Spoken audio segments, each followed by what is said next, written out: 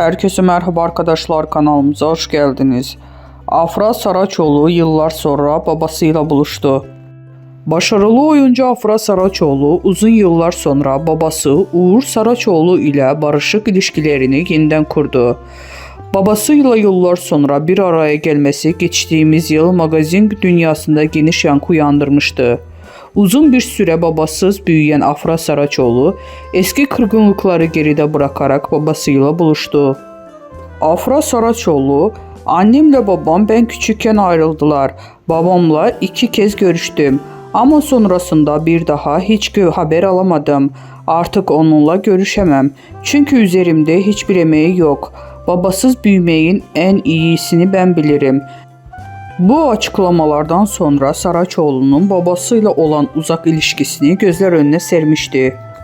Ancak geçtiğimiz yıllarda Amerika ziyaretinde Afra Saraçoğlu babasıyla bir araya gelerek uzun bir aradan sonra sosyal medya üzerinden birlikte çektirdikleri fotoğrafı paylaştı.